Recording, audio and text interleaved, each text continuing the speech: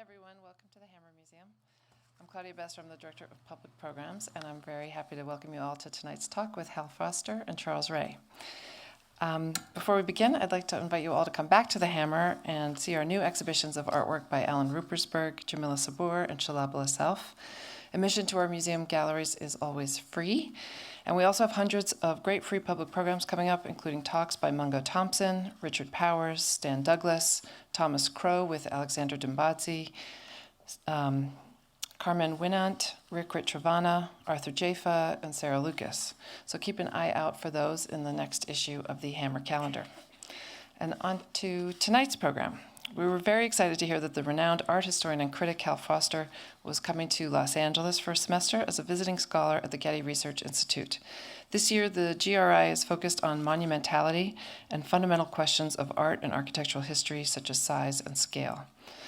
During this period, Hal Foster is working on a project on artist Richard Serra, and he also just published a book this fall with Richard Serra called Conversations About Sculpture.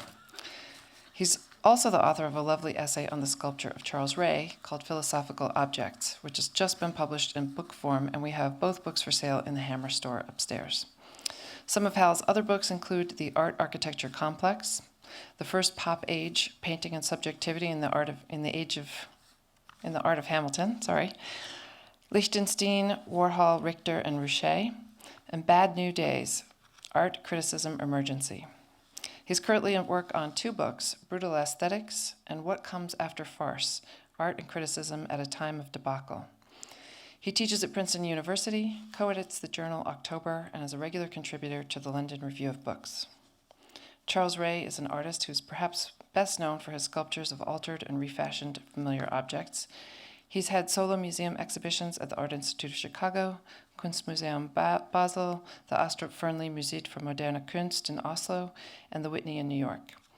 His work was included in Documenta 9, 3 iterations of the Venice Biennale, and 5 installments of the Whitney Biennial. His work is here in the Hammer Museum's Contemporary Collection and has been in 3 exhibitions here at the Hammer in 2004, 2009, and 2011. Charles is also a professor emeritus from the UCLA Department of Art, and to quote art critic Christopher Knight of the LA Times, his career as an artist is easily among the most important of the last 20 years. So now please join me in welcoming Hal Foster and Charles Ray.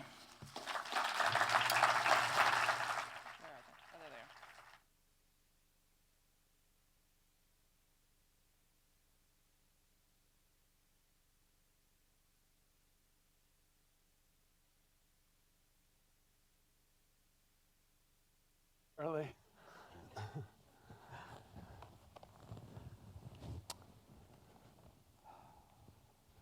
So thank you all for coming. Thanks, Claudia, for the introduction. Let me just give you an outline of what we hope to do.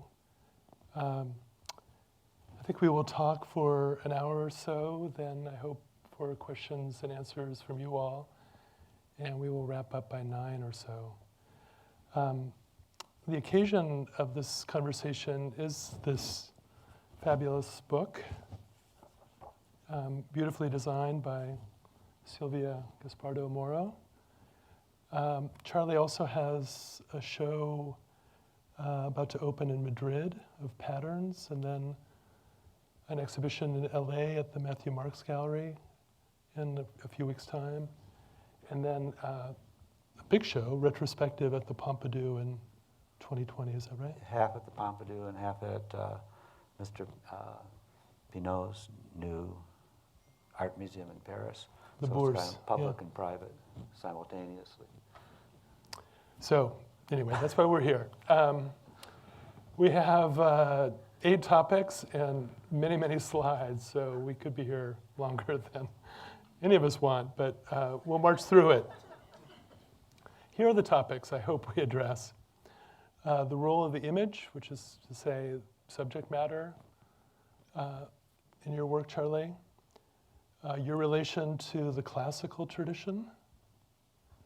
What to do with modernist and minimalist precedents. That's a particular concern of mine in your work. I want to get you to talk about the structure of your sculptures. You use the term armature. I also want you to hear you on how they make a space, how they're situated. You use the term embedment. I love your terminology and your need for terms. That's maybe a question we can raise too. This is the sixth topic. The time in your work. I think they're very different temporalities, and it would be terrific to explore what they are for you. And this may be true of all sculpture, but I think especially in your work, there's a play between animation and inanimation, and sometimes you make it thematic. So I hope we get there. And then lastly, the question of sculpture in the civic realm. So it seems to me that you aim in particular pieces to be a civic sculptor, and I want to get you to reflect on what that might mean. But to get us started, first up is the question of image or subject matter as distinct from the subject of sculpture for you. And there's a beautiful quotation in a piece that Rachel Kushner did in Art Forum a couple years ago. And I wonder if I could get you to read it. Sure. Out loud? No, we'll all read it silently together. That's how intense he is. Telepathically, he could make it happen. Should we do it together? Okay. This is you, man. Go. The tree, the crash car, the big lady. For me, these works are not images. They're fundamentally sculptural, and that's where my interest lies. I'm using these images, things from my life, from our world, as a way to think. I'm not thinking about mannequins or fire trucks or trees. I'm thinking about sculpture. I have to wonder what it would be like to be free of those external images, but I don't know if it's possible for me. They do bring a richness. The abstract notion of an intrinsic space is what allows me to look at both ancient and contemporary sculpture as working on the same problems. Beautiful. Now, in that statement, you are skeptical of subject matter, or an overemphasis on subject matter. Is that because the subject matter is so emphatic, as here, that you think the viewer will not get past the subject matter? And why do you play it down? Because your critics have as well. I mean, especially the critics who are art historians, they shy away. They call it psychodrama. This is in terms of the early work, or sensationalism. I, on the other hand, really think that the subject matter is important to your work, and I want to argue against that de-emphasis. But why bracket it? Or do you bracket it as much as you did in the past? Well, I probably don't bracket it as much as I did in the past because it is past. Mm-hmm. It's just not as important in more recent work. For example, Boy with Beetle. Yeah, I mean, the time I was making like the Fall 91, The Big Lady, or works like Oh Charlie Charlie, Family Romance, my concern with them, like the easiest moment was the initial subject matter, and that wasn't the subject of, as you brought up, the subject of the sculpture. It was the subject almost as another formal element like color or weight or form. Oh Charlie Charlie was, it was at a moment when people were getting really interested in virtual reality, and it was, just kind of that subject was just sort of thrown on my lap. The interesting part of it for me was trying to make a group figurative sculpture that was born in this moment, in its time, and it was it sounds funny, but the formal aspects of it. Even though, as I remember, it's an array of figures, basically in an orgy. Yeah, So you can't really get past that subject matter. But it's And you don't can. don't you drop away a big part of your audience if you bracket subject matter too quickly? I mean, isn't that a way Well, in I can say for them? all that I want, Right. and but it's like you said, it's there, but it's like when you go into a forest. I mean, the trees are there, but the experience might not be about the trees. Right. It's a different spatial experience about being lost, about orientation. So I mean, oh, Charlie's interesting because at first glance it's like, oh man, he's like showing it all. And Well, maybe we should use a work that we have in front of us, like Family Romance, because we don't have a slide. You didn't give me a slide of Charlie. True. But I was just going to say, it's nothing more about me after seeing. Right. Because it's masturbatory, it's virtual, it's all in my head. It's a sexual orgy where I'm the only participant. So there's 8 figures, and I'm the only one, involved. It's like being Charlie Ray. That's a virtual aspect. And so so this one being in front of us is. So when I talk about the subject, it's going to be like I'm trying to deny it, and I don't want to give that Right. impression. But the subject is dynamic for me, and Right. it means a lot of different things. So on one hand, this was during the first Bush election, and everybody was talking in politics at that time about family values, and or at least the Republicans were, and the Democrats were trying to make a comeback, but and about the family. And anyone who's been in a family or raised in a family, it's the children have a hell of a lot of power. It's not a top-down situation, as I thought the conservatives were making it. And so I had this idea of bringing the parents down and the children up simultaneously, so that they were all on a equal level. And that was the birth of it. It was also trying to resolve issues that I saw in Oh, Charlie, Charlie, where it rides into the room on virtual reality in a sense. It rides in on the repetitive, the kinkiness of, like you said, the subject. It allows it to be there in the room, to have some authority in the room. There's things going on in it, in its visual or narrative makeup that were very acceptable to, the people at that moment in time. And so I thought it got a lot of its sculptural or its artistic authority from things that were outside of the makeup of the sculpture, right? So this piece is a family romance. It's imagistic, but I tried to bring more of the unification of a group figurative sculpture into the actual sculpting of the piece itself.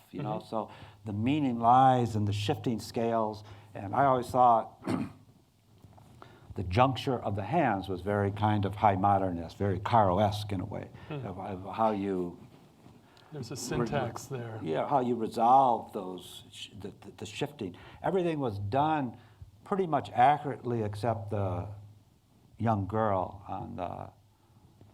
would be on my right, on your left, I guess, or whatever.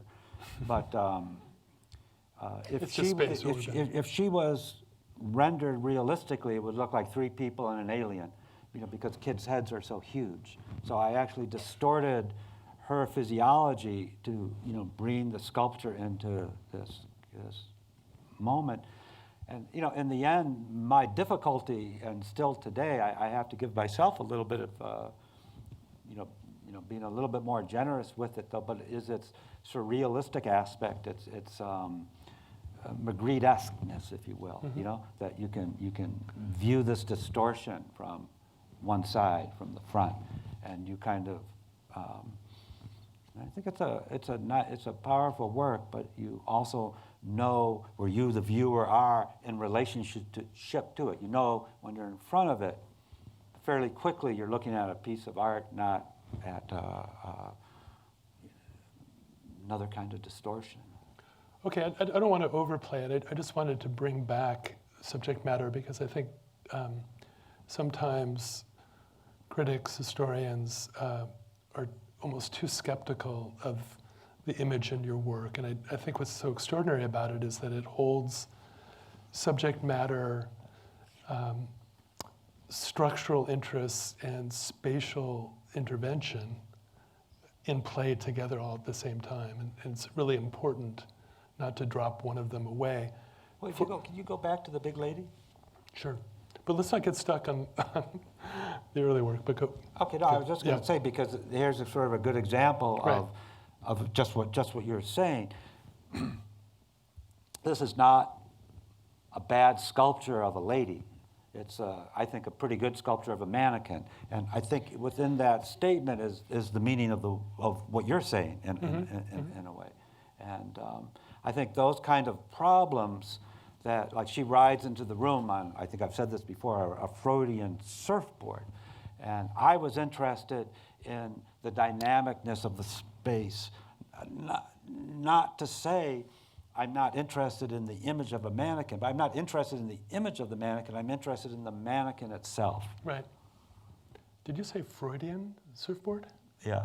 Okay, I just want to make sure.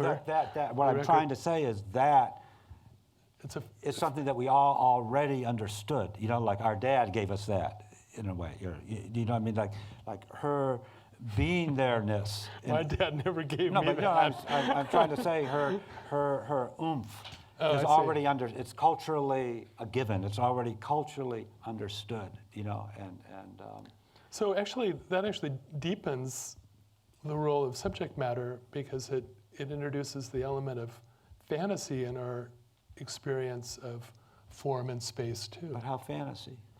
Well, you said she rides in on a Freudian No, I surfboard. meant that metaphorically. Is that like she rides into, she's embedded in our space, Sometimes a through surfboard is a a lot of surfboard. what you understand already, through, she's like the big lady, is she your mother figure? People would come up to me and say, oh, I love that big lady sculpture. It's just like my fucking boss, something. I'd go like, Jesus Christ, this person. Yeah.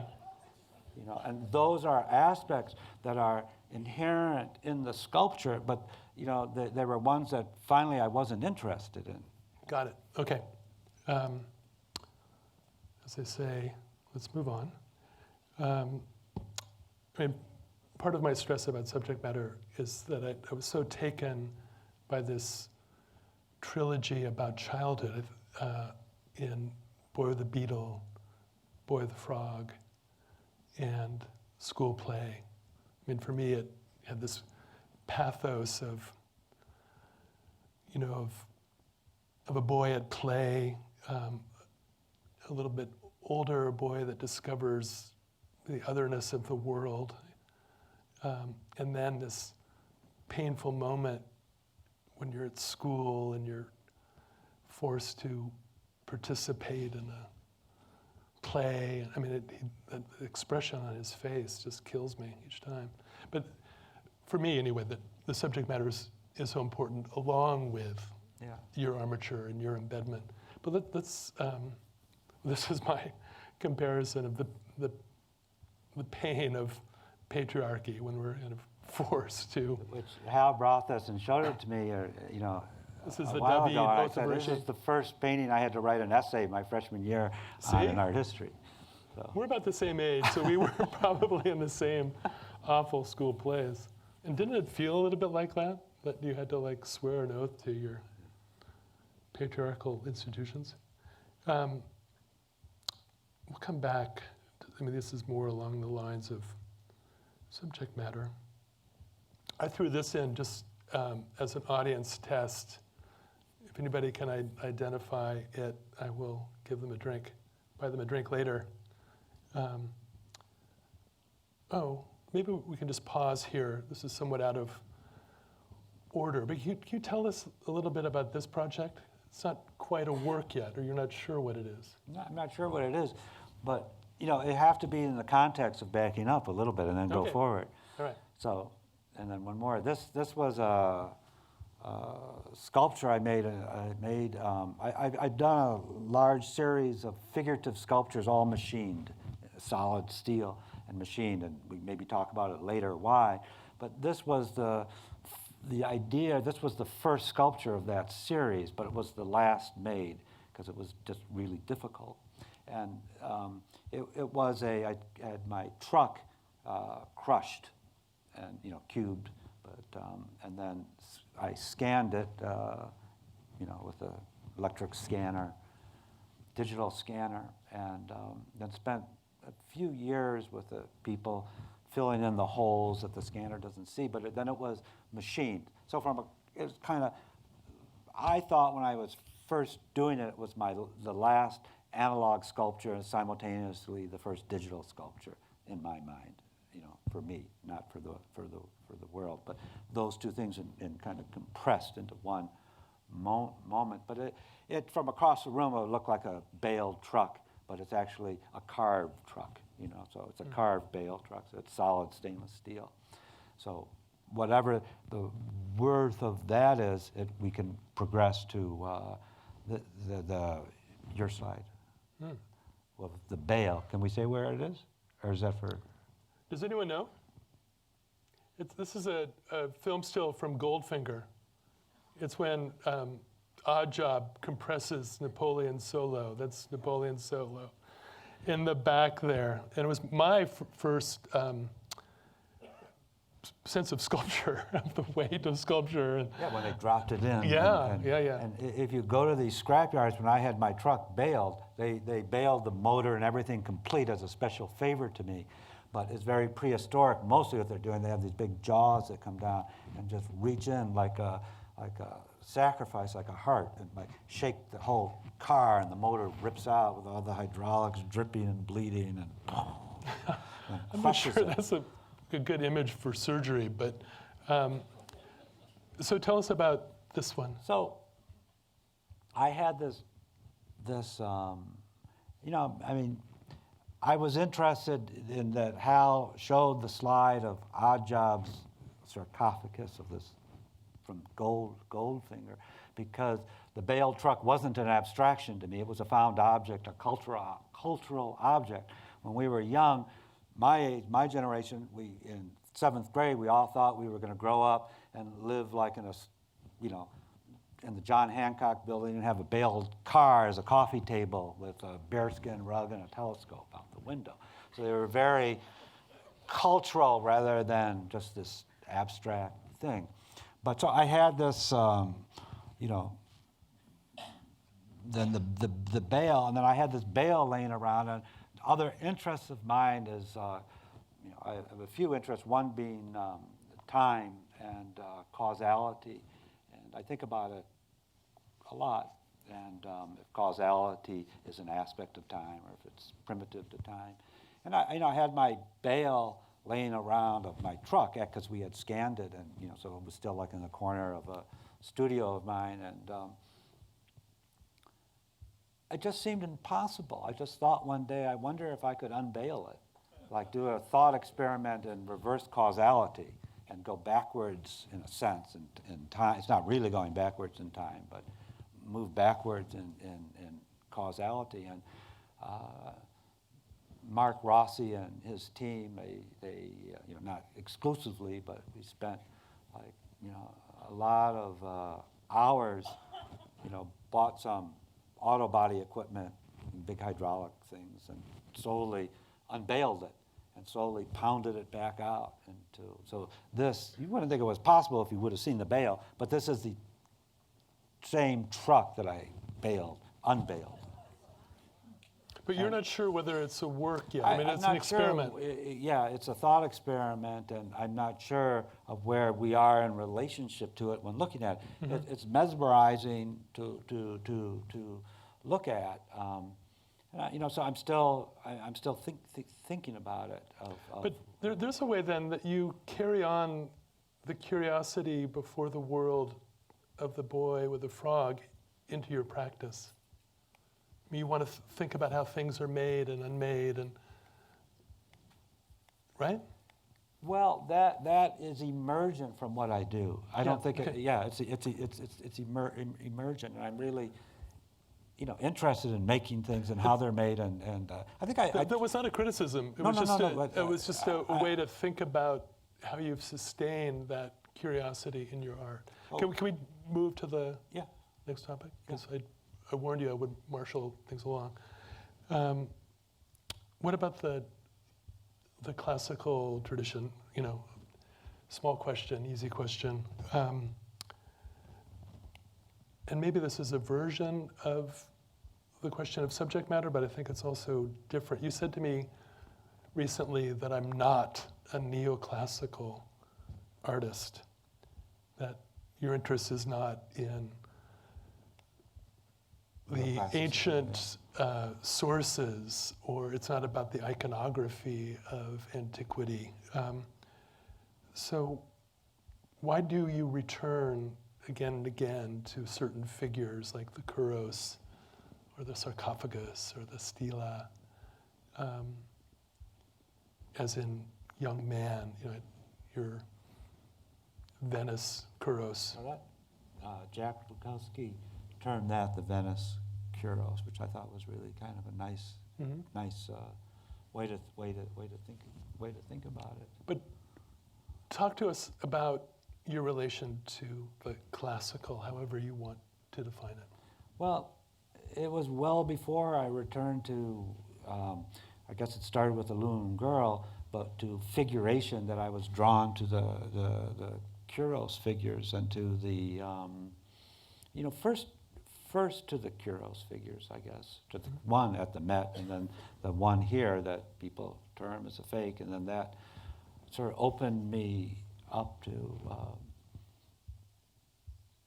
other archaic art, and around and about it, and it seemed. I was just so curious about it. It seemed so, at first, like when I was looking at the Manhattan Kuros, like I was looking at myself in a way. What do you mean? Well, a beautiful aspect of that, there's many beautiful things about it we can talk about, but one beautiful thing is that moment in time, an ability. It's a kind of beautiful mixture of what's stylized and what's natural. So, if you look at the balls and cock, it's just like, like a Kuhn's balloon dog. It's so natural but full. The toes, the hands, there's the aspects, this step forward that is doing in space. Other aspects of it are totally stylized. Like the hair looks like a 9-year-old girl doodled it on her math notebook or something, right. And other parts are just, but they're not happenstances. Somehow they're, not intentionally, but they've worked out a way on the surface to get it to all hang together. And that's what I mean. It's like looking at yourself. There's certain aspects of one's psychology that's totally stylized. How one can sit here is a stylization that, so we can deal with it. Other aspects, you're walking down the street, you turn and look in a shop window, you go, Jesus Christ, there's my father. Like, right. You can't right. get beyond it. You can't. That's a Freudian moment too. You can't break what's natural to you. The way you stand, or I see or like listening to your voice on a recorder, seeing a photograph of the stance that you take. You think, God, I'm that awkward, huh? So you're actually, you talked about the young man as both a portrait and an abstraction. So you're actually interested in that estrangement. When many of us look at your work for the first time, we think, oh, it's so like life, but it's not at all like life.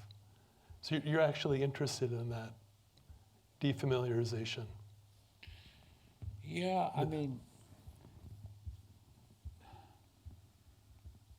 I mean, all these are pretty different. I mean, it's hard to Right. start focusing in on one. I mean, I can, like the young man, you know, they begin, I don't know what I'm doing. You know, Rye Rockland was the model, and it's not a portrait of Rye. It's a, but I used something about Rye to bring this sculpture forth.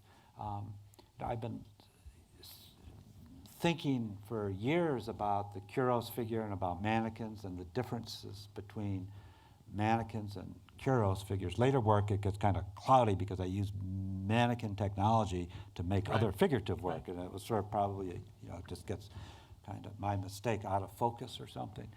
But so, you know, I put Rye on a turntable and spun him and just took hundreds of pictures of him and just sort of started this project that took many, many years to complete. And it was almost like trying to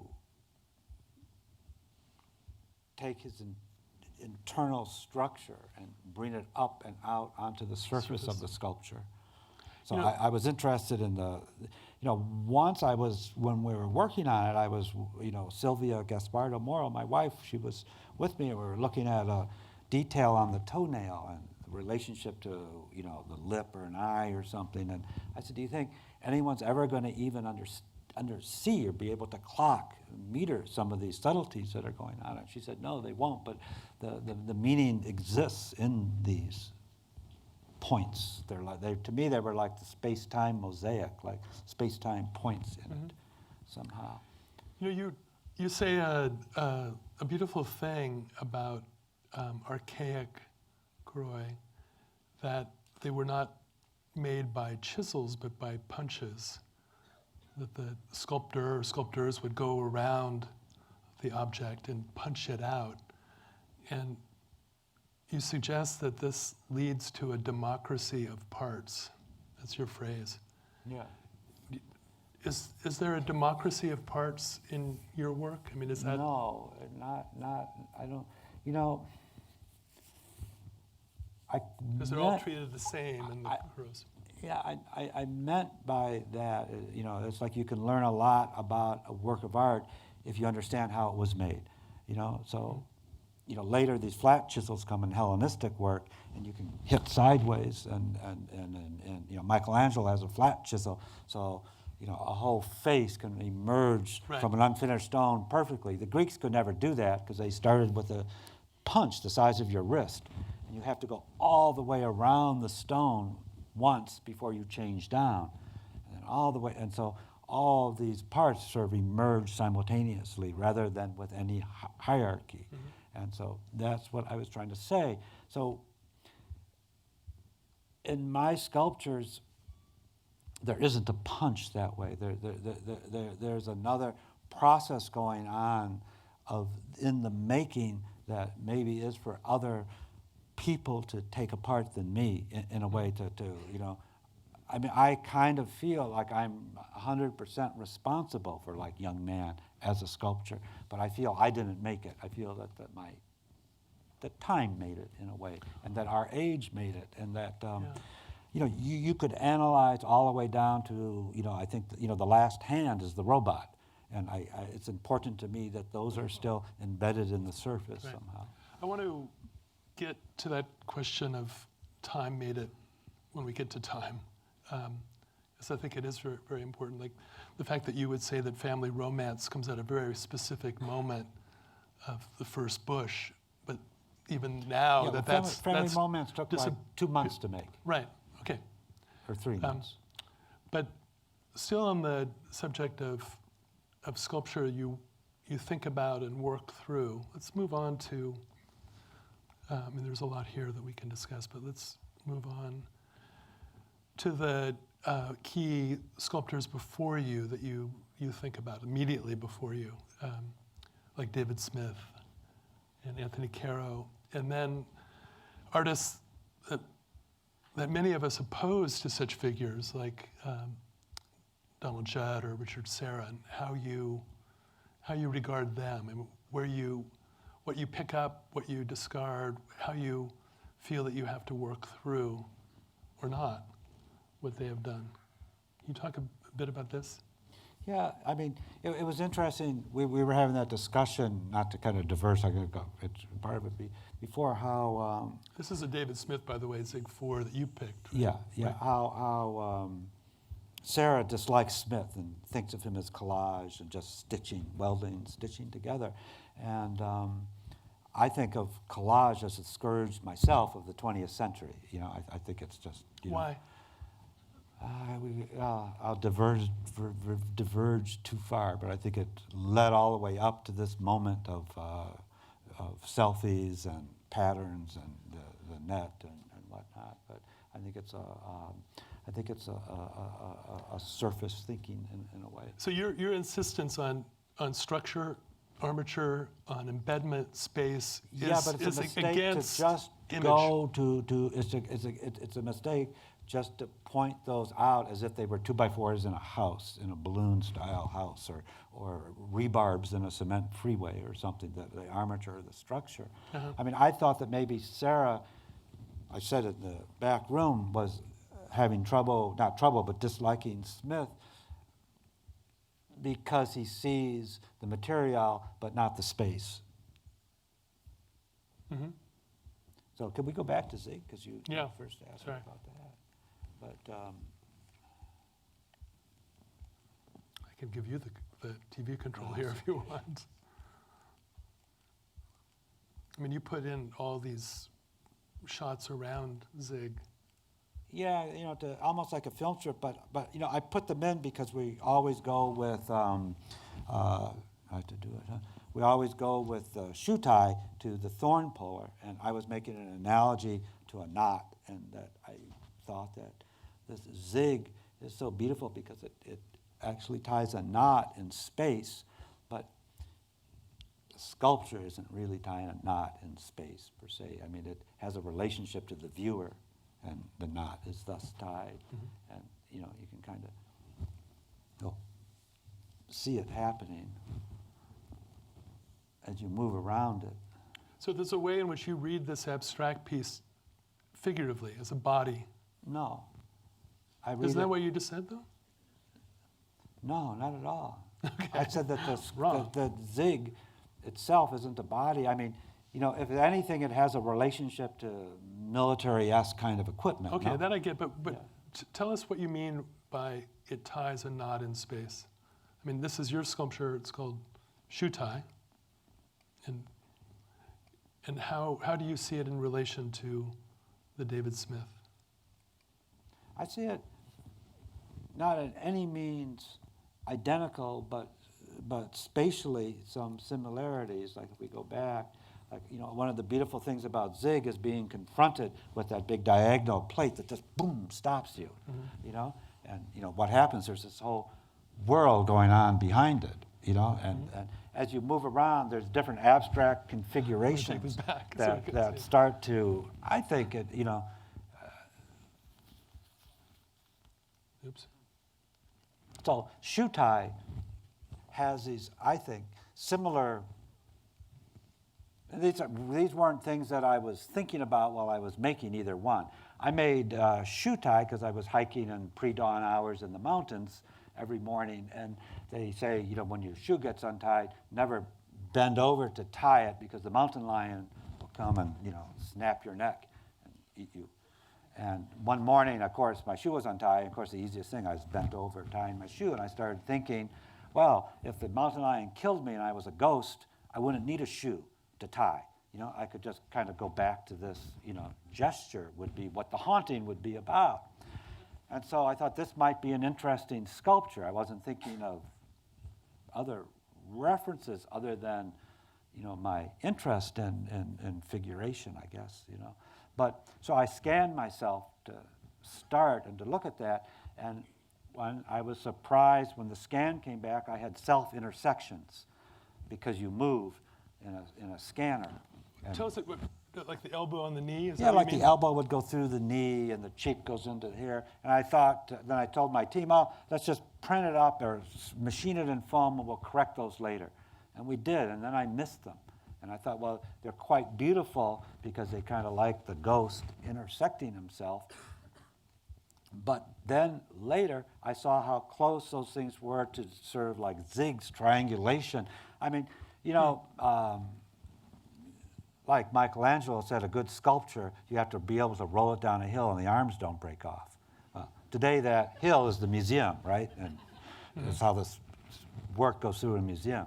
But this piece, Zig, could figuratively go back to that day and be rolled down a hill. And I think Shutai could too. It's so triangulated, but it's triangulated spatially. So that structural integrity remains a sculptural value across time for you that you want your own work to match up against. No. God. No, but it's to take it literally. I don't mean it literally. Like you don't have to integrally roll it down a hill or it stand that way. I mean,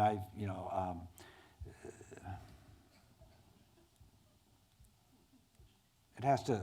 It's spatial embedment would do that. It's the inability to sweep it out of a room, to come in a room and say, "Who put that here? How long's that got to be here for?" Mm-hmm. You know, what's that doing to put a sculpture in a room that has authority? That, you know, that's where my work with tables cheated, because a table already has an authority. Mm-hmm. It's there with a reason and a purpose, and you know, we think about it. We think philosophically about, you know, the world through moving the salt shaker around. It's already has all of that power to be in a room. It's very Heidegger-esque already. Right. But to make something that you can't remove from the room, it's really. That's what you mean. Or have on a base. A lot of contemporary work needs to be on a plinth to give it the authority to be in the room. You know. Can you walk us through an example of spatial embedment that is a success for you? I mean, let's maybe move this beyond one. Shutai. No, go to the Smith there. You know, that piece, I think, can't, for many, you know. It can move, it's on a pedestal. It's embedded. But again, you're taking me literally. I don't mean like you would need a hydraulic crane to move that out of the space, but in your imagination, in its sculpturalness, you would need, you know, an imaginary. You know, it takes me a lot of force to remove that from its spatiality. You know, it's considered like it's so flat, but it's not. I mean, there's just beautiful aspects here. You know, the plane of the plinth is grounded, and you get the sort of vertigo where the plate meets. You know, so already it's squirrely in its placement. Seemingly flat. I mean, these plates they're half inch and they're staggered. So all of a sudden he's taking this very flat space and just embedding it through his work, and just that precise staggering and a kind of like almost a quantum vibration. And then I always say with this piece, you know, if you take your cell phone, throw it through who's the English sculptor with the holes, you know? Hepworth? No, Moore. Moore. Your cell phone goes sailing right through a Henry Moore hole, you know? It's a hole, poof. If you throw a cell phone at that, it's going to bounce off that hole, that space. Because it makes its own space? It's made with space, you know? Moore is looking at bones he found on the beach. You know, he's not making space, he's working in space. And Smith is actually sculpting with space. And like what's through that isn't there, it's digested by the sculpture. It's been in the landscape in that middle section, that middle. That's how I see it anyway. Right. You know, and that's how, or that piece of Carl's is like. Let me just stick with Smith for a second. You have this beautiful line somewhere where you say, you turn the sculpture, I think, is this Australia? This is Australia, yeah. You turn the sculpture and the world turns with it. Is that what you mean by the sense of a space that it makes? Well, it's like he isn't, you know, these are found scrap pieces of metal from the junkyard, but they're almost like clay. They're almost like when they went extruded. It's almost like he made them with his hand, and you slowly get around to the notion that he's not sculpting with steel, he's sculpting with space. And I think part of the flatness of Smith sets that makes that all the more kind of, in my mind, prevalent in a way. So, when you imagine turning that, I don't see the sculpture turning. I see the whole world, it's like stuck to it. Would it be Because fair? Would it be fair to say that your understanding of Smith and Caro is one that comes after minimalism and its opening to space and its sensitivity to our relation bodily to the work? I mean, in a way that's, I suppose, obvious. You come after. Oh, I want you to get you to talk about how you seem to draw on models of sculpture that critically, historically, seem very different and are able to work with opposed figures, opposed models, and work through them somehow. Like, for example, Caro is very important to you, but so is Judd. In a universe of Michael Fried, that would be impossible. It would be matter and antimatter, and heads would explode. But somehow your mind, your making, holds them together. Is there not a contradiction? No, I don't see any contradiction, and I don't resolve some differences between high modernism and minimalism, and it's not. I'm not trying to. What was the word called? Reconcile them. Yeah, I have no need to reconcile to reconcile them. But Charlie, you're sensitive. I mean, you talk about the display of sculpture in this moment, with Caro, and then you talk about the installation of minimalist work, and they're quite different. You talk about the geometry of viewing after Judd and others. Yes, and later they put. And that's what I mean. That you're sensitive to space in a way after minimalism that allows you to see different things in Smith and Caro that initial artists and critics and historians saw. That's all I mean. That's my question in a way. But can you talk to us about this geometry of viewing as changed by the minimalist intervention, and what that means for you as in terms of a condition you have to take on? Because it's no longer simply an object in a gallery, or maybe it is simply an object in a gallery. But you see my question? That this is very different. Well, look how like early one morning is installed the Caro here. These are all Caros. I think this block is a bench. It's not like a sculpture. And for you, there's a dramatic difference here. Talk about that difference and what that means now as a precondition of sculpture that you must accept. A good way, which I've used before, this example, I think a good way to understand it is like the seemingly identicalness between Judd and Dwayne Hansen. And you could say, oh, what are you talking about? One is, kind of more of a pop, lower. Judd is. But you can put 3 Donald Judds in a room, and you can put 3 Dwayne Hansens in a room. Dwayne Hansen in the day made you feel awkward to look at. Oh, what's that? And you thought of yourself, and then the same when looking at a Judd, this fucking box. Who put? I'm supposed to just pulling off some kind of scam on me or something. Mm-hmm. Made you awkward again, and so they're very similar that way as well. Both artists think they're really great craftsmen, and they're both really lousy craftsmen, but they're kind of brought in at just the right level. If they were great craftsmen, the works would fail, I think, in another way. And but I think the artfulness of Judd isn't the minimalist box or the logarithmic set on the wall.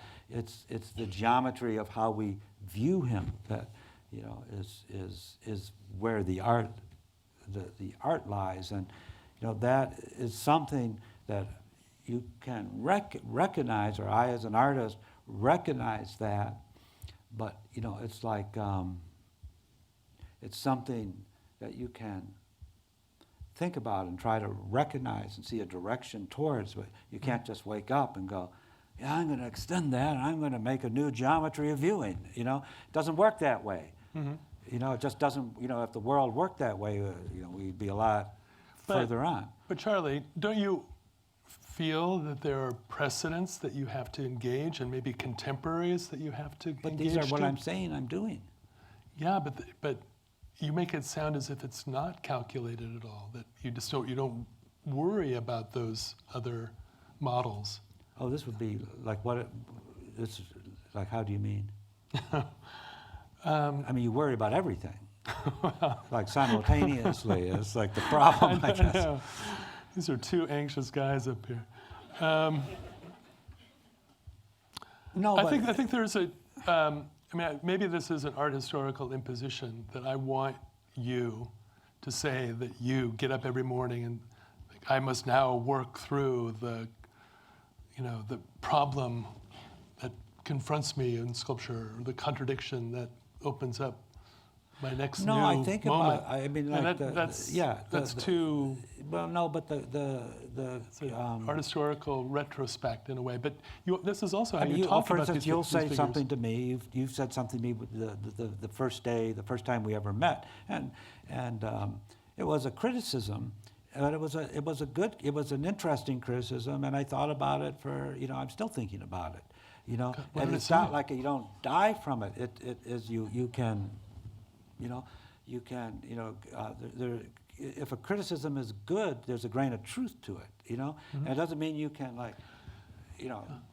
just go and fix it, you know what I mean? Because if you're foundational, like you work from your foundation, from where you are, from your own armature, and there's artifice everywhere, Right. But let me see if I can just, at the risk of tedium for everyone, let me just see if I can make my point clear. So for Donald Judd, maybe this is completely rhetorical, Caro was an enemy, and even more, for Sarah, Caro was an enemy because he just stuck things together. It was relational, it was collage, and we must get to a gestalt, a specific object that holds the space. And that idea of a work that holds a space, that makes a space, that is embedded in a space, can't be taken out of it, that's important to you. But also Caro is important to you, and Smith is important to you. And that's what interests me, that you kind of skip over the agon that they have and draw from both. Yeah, I mean, and go somewhere else. Not my fight, not like. No, I know, but my question is, these become conditions of sculpture for you that you accept and make your work out of it, and I assume you move beyond it too. Yeah, I hope you set up so. other conditions. I hope so. But so we're not. I see an embedment. I don't just see the relationalness of like all these musical notes would be a criticism of Caro. Mm-hmm. I see an embedment in Caro that is abstract where it's not abstract in Andre. Right. This is a piece that, for me, is very embedded. And this is an example of three pieces that make a space. But the new Beetle, the gesture, it makes a space around it. And it seems to be right wherever it is, but it suddenly takes over the space in which it exists. Well, yeah, here's my question. I really get that sense of spatial embedment. Is that embedment social somehow, or is it a spatial experience only, like a phenomenological experience? Like, wow, this sculpture makes a space in relation to my body, in relation to the architecture. Or, does embedment have a social dimension for you? Yeah, for me. Can you talk about it? What that means? For me, it does.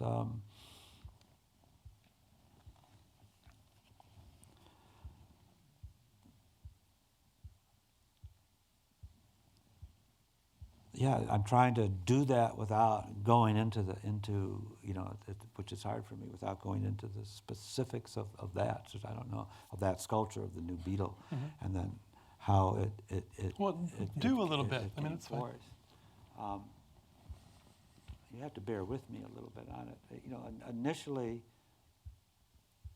it was about trying to gauge a kind of reality of sculpture and the boundary between a sculpture and the world around it.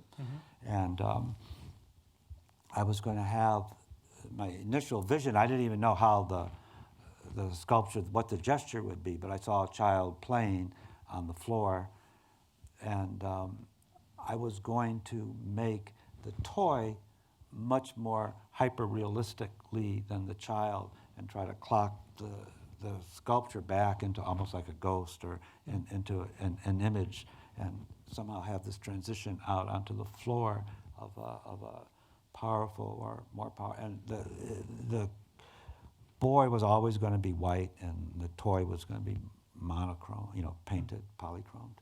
And once it was a truck, so then the trail of the truck became more. Eventually it became this, and I sort of found the gesture through my body, through just putting myself down on the floor and finding a pose that started to work. And it slowly became about with this thing that Carl said that always interested me, that a sculpture doesn't sit on the floor like a smith, but the floor itself is the last element of the sculpture. And I started seeing the boy almost like a pinwheel flying out onto the floor. Then the floor became, as I engaged the sculpture myself, the floor became like an infinite plane of where we fought the war, where we were in Troy, where Vietnam, where he's going to grow up and cook the books and do his things.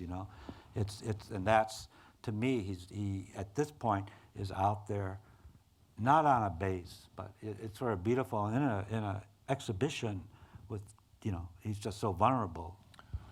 So he's not only in social space, he's in time in an extended way too. I think so, yeah. I mean, I think he goes back to the Kairos, and then he goes forward into his time. He's not, it's not a animation. It's a sculpture, but I see that then happening, for me, in the viewing of it. Your projection of the floor, but it has something to do with the infinite plane and his vulnerability, and I think that's social myself. It sets up a social condition between you and the sculpture. I hope. I mean, that's what. Yeah. But yeah. I didn't set up like with a blueprint or a plan like how to do this. It's through my engagement while I'm working on it, and then coming to terms with it when I decide it's. It took a long time to say it's finished. Right. And then it's finished, and then I'm still trying to come to terms with it, and then, So there's a temporality in the production, too. I mean, let's talk more about time in your work. It's as much of an interest as space. I guess we're on to the designated images here, too. I mean, it seems to me that there are several levels. I mean, there's this engagement with sculptural precedents. There's the time of, this kind of art historical time. There's an extended art historical time of illusions, classical and not. That's also cultural, pop cultural. I mean, there's a kind of temporality of association and illusion. There's the phenomenological time in the present, where you experience the thing and work with it.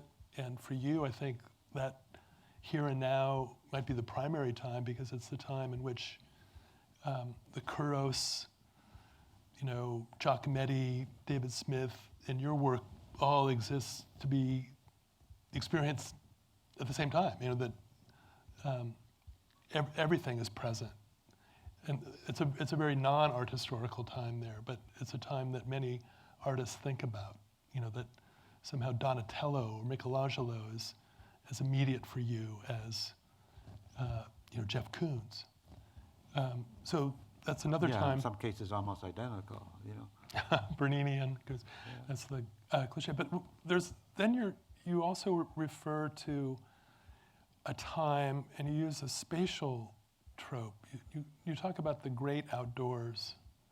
You talk about this time when you say that time makes the sculpture. I think that's an allusion to a time that's beyond human time almost. And maybe Hinoki is a good example of this evocation of a time that exceeds certainly one human life and might exceed human life as such. You talk about the different temporalities in your work and take any one of those and say what your relationship is to it? Well, I guess, it's hard to talk about, but Hinoki is a nice example because you could almost clock some of the spatiality as parallel to some of the time issues. Like there would be making of this sculpture. You guys have it's in Chicago now, but what it is I found an old tree that fell up in the Central Coast. I clocked it down, brought it down to LA, and then took a long time, but made a fiberglass copy of it, made barrels, went to Japan, then 10 years in Japan, this group of carvers carved it, inside and outside. And so there is the fact that in that 10 years, the working on the sculpture itself became a way of life. And that was a surreptitious present, if you will. It was like how you could say World War II was a present. It's like the present's a weird word because, it's, can be long and short. The 20th century can be the present, when it's not that anymore. But so that 10 years was like a present time, and it was a way of life. And if you want to find the parallel space, it's the space that you're looking at right now.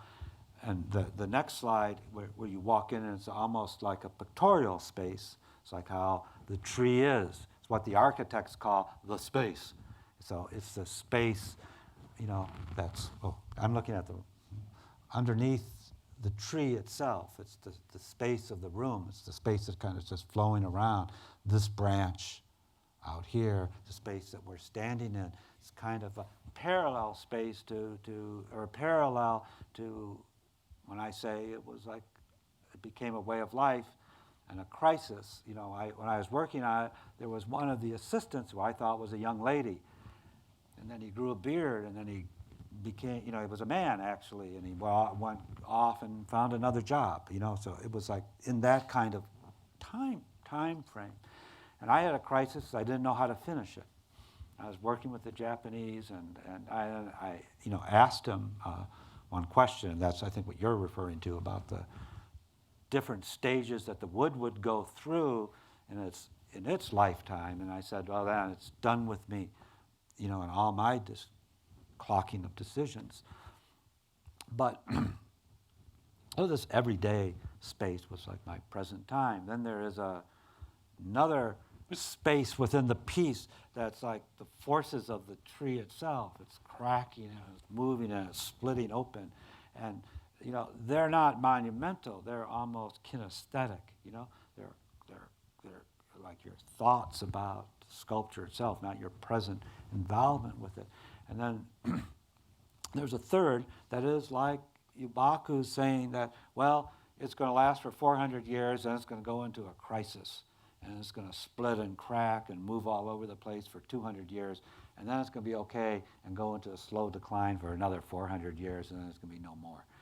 And I thought, wow, that's a different kind of way to look at it, And there was initially, and one thing that drew me to this form was there was almost like a theological aspect to the center core of it. To me, it was like, who's going? That the whole center of the tree, these barrels that I made were able to split open. So this carving team, the first 5 years were carving the inside. It's difficult for you to see it, but I don't believe, I'm an atheist, but I think at the same time God sees it in a way, that it's a theological space and a theological time. Because it exceeds us as humans. I mean, I'm really interested in your interest in a time that is beyond human or post-human, because so much of our involvement in art is about the viewer, about the subject, about the audience. And you're interested in an object, or the making or the imagining of an object that is apart from the subject. I mean, this is where your interest in speculative realism or object-oriented ontology seems to come into play. Why are you interested in that life of the sculpture as an object, beyond the subject, beyond the human? Because if in a way, I don't believe in time travel, so I don't. If I give an analogy, it seems like I'm pushing that. I'm not at all. It's easy to talk about what's beautiful about a Kyros, and I have maybe wrongly before. It was made so sculpturally that it becomes a meaning machine, and it moves forward. But through time. In reality, I think is that we don't know, which we've talked about, what the hell it was. What it was doing. How people. Richard Neer says that beautiful thing. It was the only smooth object in an extremely rough world. But whatever those relationships were, they're beyond us. But the Kyros doesn't come forward in time. It does, but we also go backwards in time. We through this object and through its artfulness, we access as it accesses the present in a way, and I think we meet some, And, so you don't want to bracket the subject altogether. I'm not even bracketing, as much as I think we meet and interact, like the past and this present, and I think if you make an object that extends out into deep geological time, that it's also a way to understand that time, and it as the Kyros comes forward, that time maybe is a potential that it could come back, and we can kind of, I'm talking metaphorically, engage it in a way, and engage it. I don't mean in a sci-fi way or just in it's what I think. Some of the things today, sculpture is no longer the primary art form at all. It's the visual narrative that is. But sculpture can write a three-dimensional essay in four-dimensional space in a way, that other art forms can't. It can be kind of, clocked out there in this kind of philosophical mode. Because of this access to time. And it's funny that historically that was the problem with sculpture. It was too bound to time. There are too many viewpoints. I mean, this is, the case against sculpture vis-a-vis painting, in modern aesthetics for forever. But it's the access to time and not only space that sculpture provides for you. That's not a question. One last question before we open it up, because I'm desperate to get there. I want you to tell us about sculpture, your sculpture in the civic realm, and aspirations. Can we look problems. at the last set of Yeah. of I mean, we skip over life and death here, but there's always time for both, I suppose. One hopes. So if you go there, embedment, it's interesting. So that's like a public civic sculpture, but on that base, it's not only now embedded in the square, it's embedded in the sky, right? It's embedded in a kind of ideology. What is this? That's in Dresden, outside of I forget what general it is.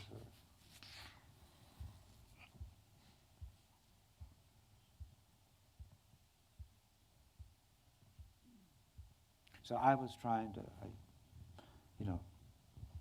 took the Yeah, you could go with the Okay, I mean, go with the, yeah, just go to the end of them maybe, and then we can talk. it's all the Rodin burgers of Calais. These are all your These are all my pictures. yeah.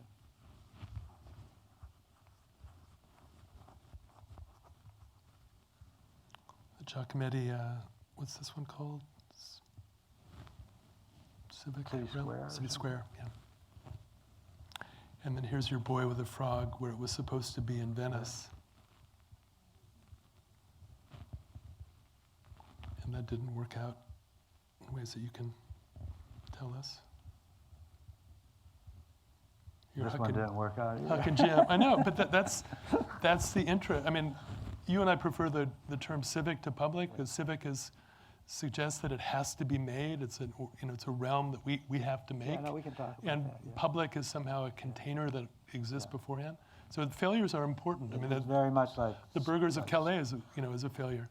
And this is a piece in your studio now, also related to Huckleberry Finn. Huckleberry Finn. It's called Sarah Williams. And This I had an intuition about, but we'll go. Keep. this is the Matisse, the Serpentine, and then also a This sculpture. is a that's drum college student. Talk about civic sculpture. So So tell us about I got in. where do you want to land right now? Anywhere. But my interest in the civic is not from a good-natured civic quality that might be in me, because I don't have. I mean, this may be one of my faults or something, that I don't have a lot of civic quality. I'm more grumpy around the people. Like my godchild, when she was 9, she was going to come down from San Francisco with her parents, and she announced, "I'm not going to go with the people." And the parents said, "Who are the people? What are you talking about?" She said, "You, Mom, Dad, my brother." I was very sympathetic, like the people.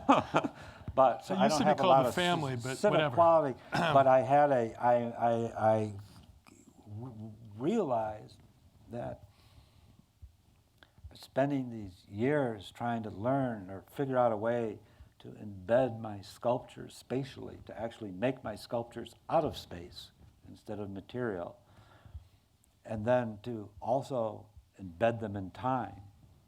And then it became very clear that the civic realm was another aspect of potential embedment, that if I could, it was like the third aspect of this, space, time, and the people.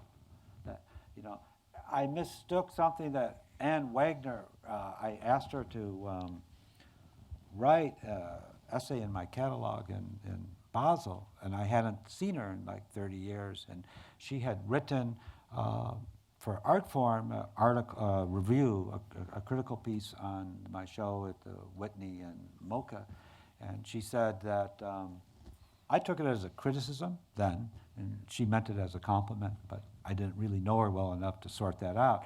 She said, Mr. Ray is too busy trying to embed his sculptures in space to see the very people, or to engage the very people in and about and around them. They exist in a dream, she said, something like that. And I took it as, oh, she's right. I've been so, but she meant it that my work was beyond that, and the people had to come up to it or something. And I read it in this other way, and the criticism was more useful than the compliment, if you will. And I said, yeah, it's like, the freaking people. They're a nightmare. They're always like touching, grabbing, dirty, like tipping them over, bumping into them. You have to have guards. They graffiti, they key them with their keys, And This is the case for sculpture beyond the human. Beyond human time. But then I thought, talk about the commitment to the civic. Somehow, that's it. The commitment to the civic being those three, that if you could embed somehow in the civic, and not through making like an anti-graffiti surface. That's not the issue, or a surface that can withstand the abuse of the people, because that ain't going to happen. And it's not even about, but it has to be sculpted in a way that is secondary to this other nature. But like I wanted Boy with Frog and I knew it would be work for the sculpture and the people, but I wanted him to become a citizen of Venice. And, so what happened is another political group came in and he was demoted. They on Facebook voted to bring back like a light post from the 19th century that was a fake, So the Civic does not always greet you when you go to it. But it's this. I believe it isn't a matter of the politicians or it's a matter of the sculpting. Mm-hmm. Somehow, it's the only person here, not in this room, in this equation responsible is me, and it is like you have to sculpt your way into it. And I don't know, I think I can, in a sense, I'm exaggerating, but I can sculpt with space and time, but I haven't figured out, or, it's burns me too much. I haven't figured out how to sculpt in the civic realm, to use that as a clay to embed in civic time, if you will, But couldn't the fault be in the Civic? I mean, we both love the burgers of Calais. I mean, we've walked around it together a lot at the Norton Simon and elsewhere, but it was a failed commission too. It was rejected. Yeah, but it overcame its failure. And, one day when I was in Basel, after Boy with Frog was demoted, Mr. Pinault wanted to put it somewhere else where it would be, dust. I said, no, you can't. It's like then he really is like an animation, like a joke. He took a walk down the street, and, it's like Mr. Pinault's other castle or something, It's just like, and he, one thing he listened and he respected that I didn't want to do that, and, he paid for it and has kept it, in a box somewhere. And but it was lent for the show in Basel and Chicago, and in Basel, not so much in Chicago, but in Basel it was inside. I thought, did it drag the whole doggone inside with it somehow? And I started rethinking like what that was, and therein I have the picture of Serpentine as well in the civic area. But I wanted to say before we got to that, with the burgers, originally too they were to be placed around town as separate figures around a square. It's just a crazy friggin' sculpture. If you go to the Simon and look at it, it's like he just took. I mean, they have this sculptural disjunction, not unlike the Smith or the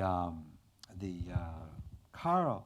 That, like, if you see one separated from the group, it's always leaning in a different direction as you clock your way around it. You can't. It's so squirrely.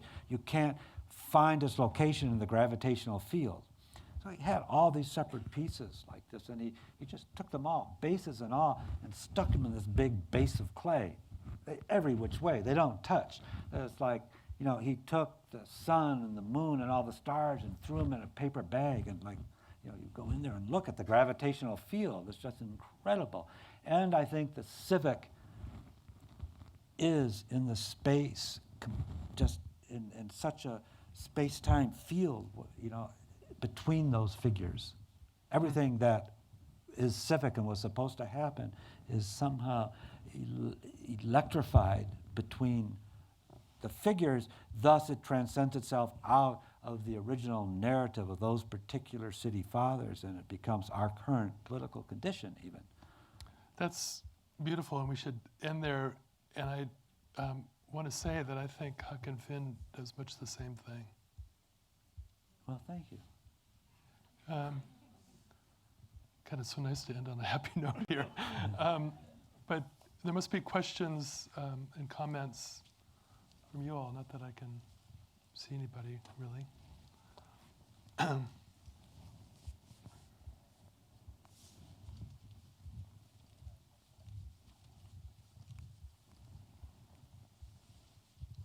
What about the tradition of robust urban sculpture that goes mano a mano with the city? One could think either of Serre or Oldenburg.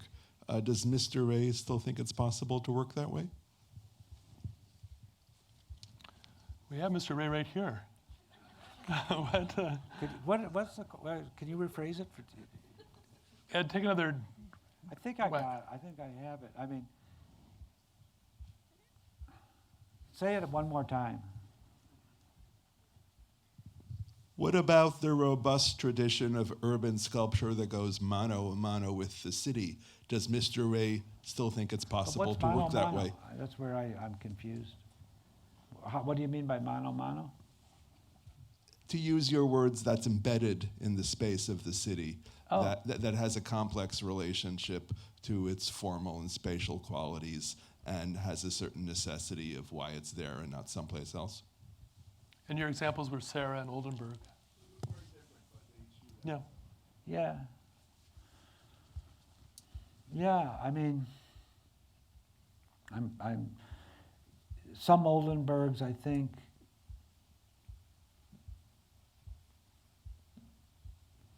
Like the bat in Chicago the for bat you. in Chicago does it. The lipstick tank, In Yale? yeah, Yale does, Mhm. really, I think, for me, really does it. Even the newer version with the metal lipstick that is really strong. I mean, some of it, I think, almost doesn't matter if it's graffitied. Even like the bat, it doesn't matter if it gets graffiti. It gets graffiti on it. Some of it really doesn't. Like the later stuff, the needle and Milano and different things that loops through the ground and whatnot. What about Sarah? I think I can look at Sarah almost, anywhere. So I'm trying to So it's honor the question, but like my experience of the Sarah, I'm trying to put the question together at Glenstone, for instance. Isn't that different than at UCLA, though the one at Glenstone's a better sculpture than the one at UCLA, I think. So they're not, even though Sarah, it could be argued, developed the idea of site specificity, for you, they are not embedded. No.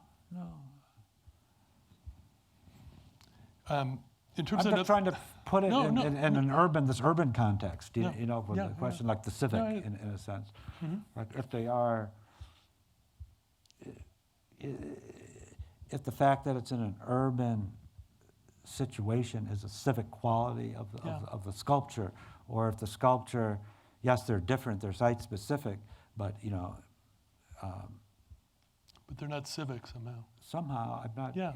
I didn't, and that isn't like a failing of them. It's just not what they're interested in. They're sculptures.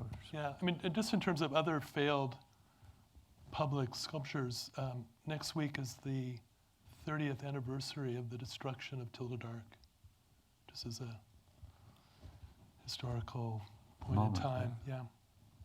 Anyone else? Hi, I was wondering if you could both talk about notions of bellicosity in the work. It seems like Cryos Boy and then David and then maybe social realist work, they're frequently posturing with a weapon or ready to strike. And then in Shoe Tie, you're showing someone who's vulnerable and going down to simply tie a shoe. But there are ample examples of that posture where they have a bow and arrow ready to strike. 300 or the Hunger Games, Starship Troopers.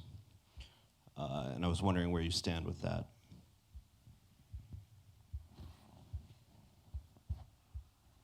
You talked about vulnerability in relation to the new Beetle. Let me just I find never that. saw a shoe tie as vulnerable in a sense. I mean, I see it as Well, you talked about impenetrable in a way. the mountain lion that might pounce on you. Yeah, but the sculpture's a ghost in a certain sense. I mean, it's not, like I said, the ghost wouldn't need a shoe to continually haunt that space. I mean, I'm not sure, it's a second question, I'm not sure I 100% understand. Can I take a whack at it? Yeah. I mean, I never thought about your work or pieces in your work as vulnerable until tonight, but I did think about the way that some works, as you say, chart a course through childhood. And for me, you know, this in a way is the ages of sculpture, but it's also the ages of man. There's a little egg that you peer in here, there's the new beetle, and then there's this tractor dad, you know, you call it father figure. So you are interested in moments of formation, moments of initiation, where boys become men. I mean, at one point you asked, you know, where is the Kouros headed spatially, but also in his own life? He you know, is to become a man. To manhood. Yeah, and that, I mean, I wouldn't say classic. bellicose, but there is a line in your work about that transition as a figure, but also as a social being, and that it's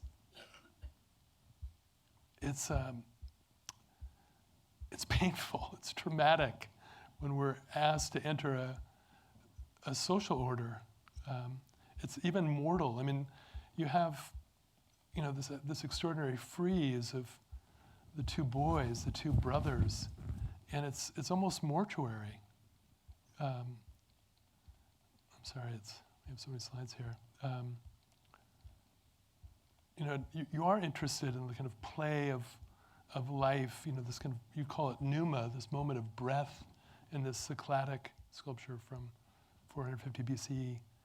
But then you have, you know, the two boys, and they're just so present, so alive, but they're also mortal. They're dead, too, somehow for me. And it's about that moment when we become dead, in a sense, as we enter that symbolic order. I mean, my take is too psychoanalytical, too Lacanian even, but I wouldn't use bellicose. I would say there's a kind of traumatic, Charlie lights on traumatic moments, even as he thinks purely sculpturally, purely spatially. And that for me is a different realm. It's not a civic realm, it's a psychological, social realm. You can't think about space without all that stuff. We're in it. I mean, we're not in it, of it, or, you know, that's an old question, right, which we won't get into, but, you know, this other question about the high modernism, minimalism, all these things are... That's your initiation. You can't not be forced to take on that order. They're manipulable. You know, I was raised and brought up as a Catholic. I'm an atheist, but I find it just, you know, absolutely fascinating. You know, I mean, I think the church is really disgusting. You know, it was horrendous at the time that it would really be needed. But some aspects, like what Millensu says, that he talks about the hyper chaos of the universe, and he's an atheist. He says there is no God yet, and you know, one will emerge out of the hyper chaos given enough time, and we will all be accounted for our sins.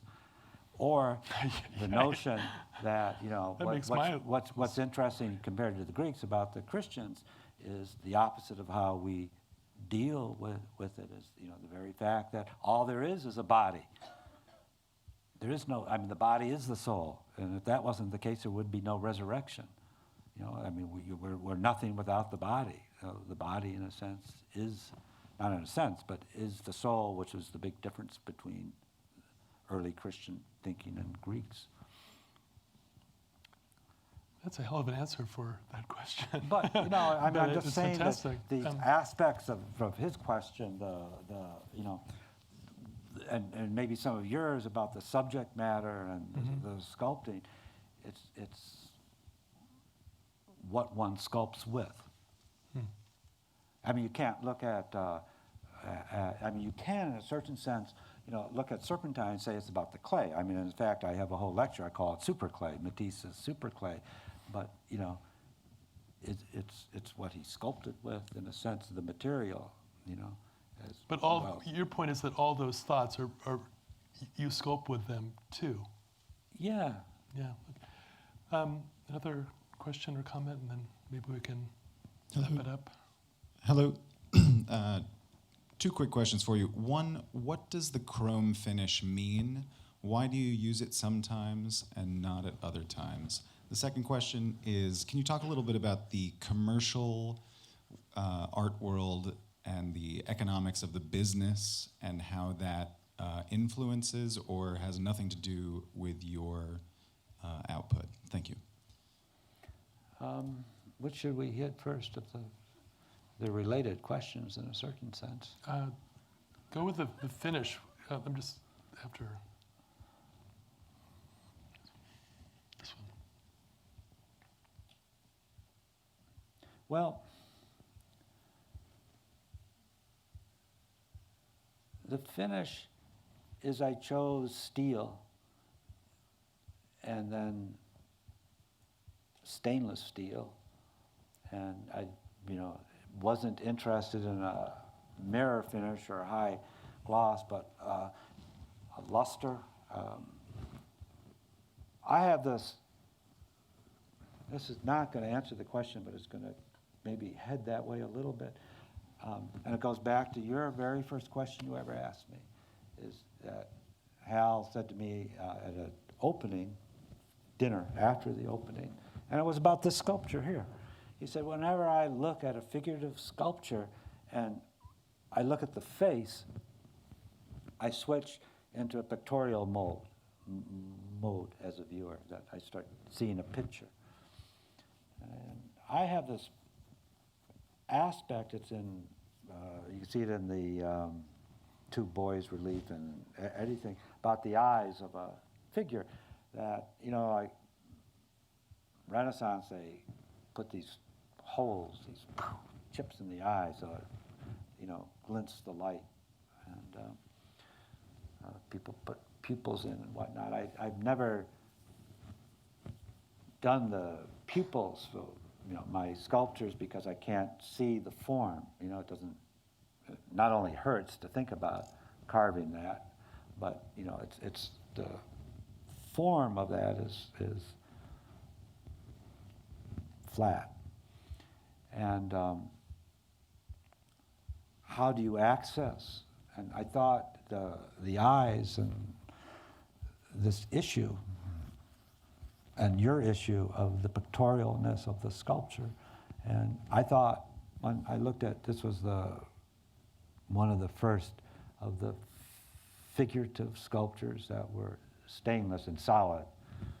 But they ended up stainless because I wanted to make them solid, and then if they were rusty, it would be another color. I didn't want a color. And I thought in the nuclear war, all the paint's going to burn off anyway, and so I didn't want paint. It's another register of time. But I thought that a beautiful thing of this luster was that the world reflected in the eyes. And it somehow brought, without the issue of like actually having to carve into the eye to make it glint. They're not high reflectivity, but all of this has something to do with the price of the pieces too. That to move through, this is a modest scale and relatively modest, but weight, it's, I don't know, like 1,300 pounds or something, because it's solid steel. And I thought has the ability to tumble out into time. But to have 10 years to work on it, and interestingly, in the work on it, it was polychromed some years and not polychromed other years. And some years didn't even have a head. There would never be a head. But that all takes a deeper pocket that is deeper than my own pocket, too. So it takes a lot of companies and hands and help and technicians and jobs and that start spiraling out. That is part of the contemporary art world. That it's not just my relationship to it, but it's also tumbling out of that. It's tumbling out of all this stuff that we all kind of hate, but it's tumbling from that too. I hope that answers both the stainless and the financial question in some way. Charlie, we should let everybody get a drink. Thank you so much. Well, thank it was you. really I great really to talk to you. Honored that you wanted to do it.